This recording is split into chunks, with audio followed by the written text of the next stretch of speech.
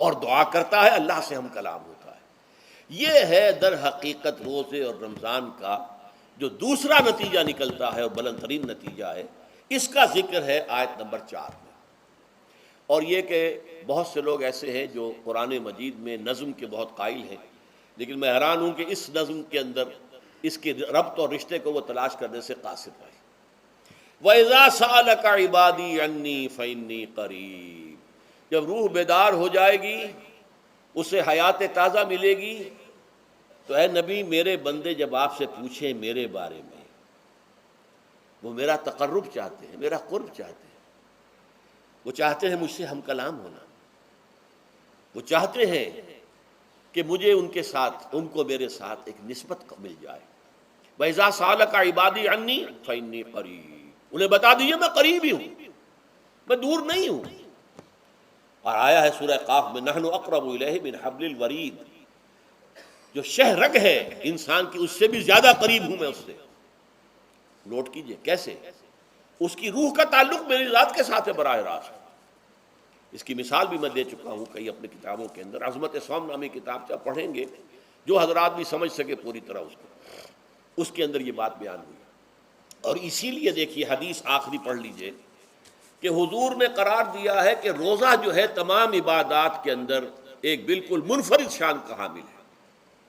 وعن ابی ہریرہ رضی اللہ تعالی عنہ، اور یہ متفق علیہ روایت ہے بخاری اور مسلم دونوں کی، قال رسول اللہ صلی اللہ علیہ وسلم، قال اللہ عز وجل، اسے حدیث قدسی کہتے ہیں، حضور نے فرمایا کہ اللہ فرماتا ہے۔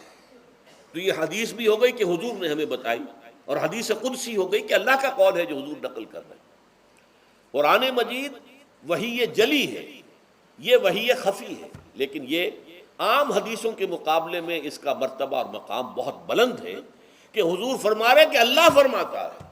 یقول اللہ عز وجل کل عمل ابن آدم لہو، ابن آدم کا ہر عمل، ہر نیکی اس کے اپنے لیے، اپنے فائدے کے لیے، الا الصوم، سوائے روزے کے، فإنہ لی وأنا اجزی بہ یا اجزا بہ، یہ میرے لیے ہے اور میں خود ہی اس کی بدلہ دوں گا یا میں خود ہی اس کا بدلہ ہوں۔ یہ دونوں ترجمے ہیں۔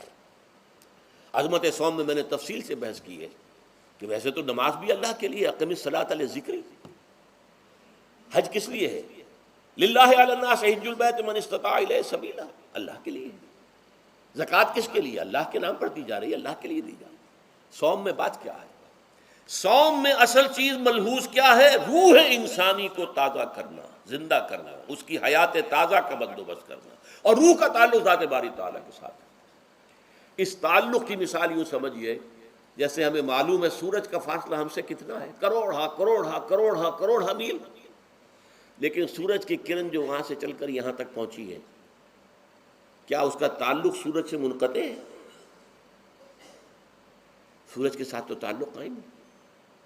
اسی طرح روح انسانی ذات باری تعالیٰ سے بہت دور آ کر کہہ لیجئے ہمارے وجود کے اندر آ گئی، ہمارے قلب کے اندر متمکن ہو گئی، لیکن کیا اس کا تعلق اللہ کی ذات سے منقطع ہے؟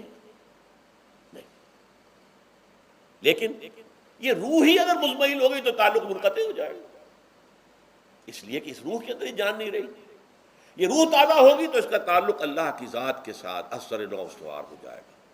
اس لیے یہ کہا یہ میرے لیے، الا الصوم فإنہ لی، یہ میرے لیے، وأنا اجزی بہ یا اجزا بہ، میں خود ہی اس کا بدلہ دوں گا یا خود ہی اس کی جزا ہوں، خود ہی اس کی جزا ہوں۔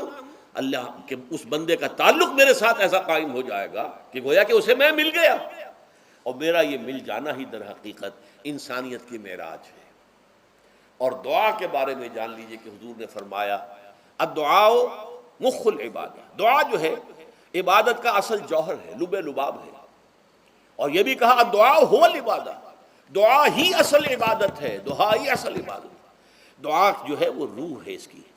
اور علامہ اقبال نے اپنے لیکچرز میں جو یہ خطبہ رکھا ہے اس موضوع کے لیے، میننگ آف پریئر ان اسلام، بڑا عظیم ہے۔ اس نے جو نقشہ کھینچا ہے کہ یہ پریئر کیا ہے؟ انائے صغیر، یہ ایگو میرا، میری انا، میری خودی، انائے صغیر انائے کبیر کے روبرو آتی ہے۔ انائے کبیر اللہ، اننی انا اللہ لا الہ الا انا، یہ انائے کبیر اللہ کی انا، وہ عظیم انا، اور یہ چھوٹی سی محدود سی انا۔ تو ہے محیط بے کراں، میں ہوں ذرا سی آبجو، یا مجھے ہم کنار کر یا مجھے بے کنار کر۔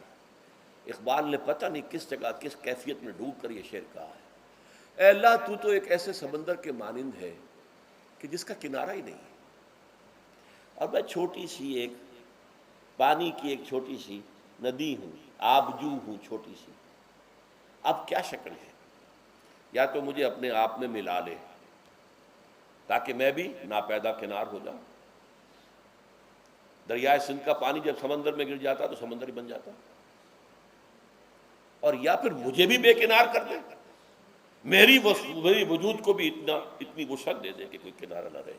اب یہ کیا اس نے سمجھا، کیا کہا، لیکن میں نے وہی انائے کبیر انائے صغیر۔ ایک ہے نماز ہم پڑھ لیتے ہیں، آپ نے سارا پڑھ لیا، سارا تعدیل ارکان بھی کر لی، لیکن اگر آپ کا اللہ کے ساتھ ڈائریکٹ کمیونین اور ڈائریکٹ کمیونیکیشن قائم نہیں ہوا تو نماز، جس کو کہ کہا گیا کہ الصلاۃ معراج المومنین، جو قرب حضور کو حاصل ہوا معراج میں، وہ ایک بندہ مومن دنیا میں رہتے ہوئے حاصل کر سکتا ہے نماز میں، اگر اس کی روح جو ہے واقعتاً ہم کا نام ہو رہی ہو الحمدللہ رب العالمین الرحمن الرحیم مالک یوم الدین اہدنا الصراط المستقیم ایاک نعبد و اگر ہم واقعتاً ایسے کہہ رہے ہوں کہ ہمیں احساس ہو کہ ہم اللہ کے حضور میں حاضر ہیں اور عرض کر رہے ہیں، سجدہ کریں تو حدیث میں آتا ہے کہ ایسے محسوس ہو کہ گویا کہ میں نے اپنا سر اللہ کے قدموں میں رکھ دیا ہے۔ یہ ہے نماز۔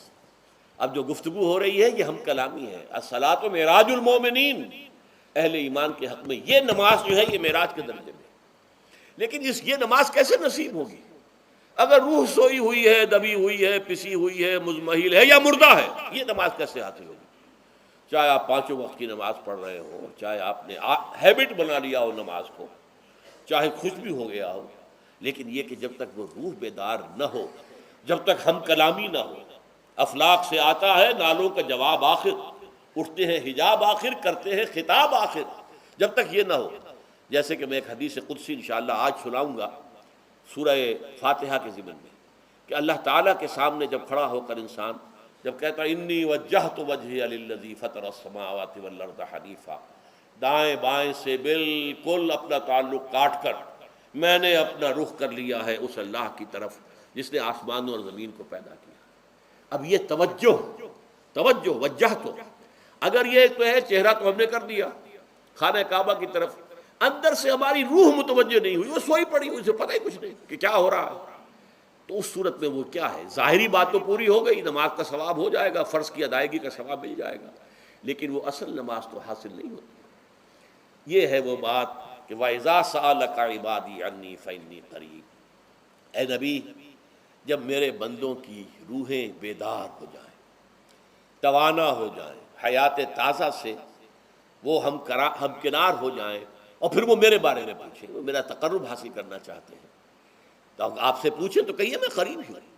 اجیب دعوت الداع اذا دعان، یہ ہے وہ دعا، میں ہر پکارنے والے کی پکار، ہر دعا کرنے والے کی دعا کو سنتا ہوں، قبول کرتا ہوں، جواب دیتا ہوں جہاں کہیں بھی مجھے پکارے۔ اذا دعان،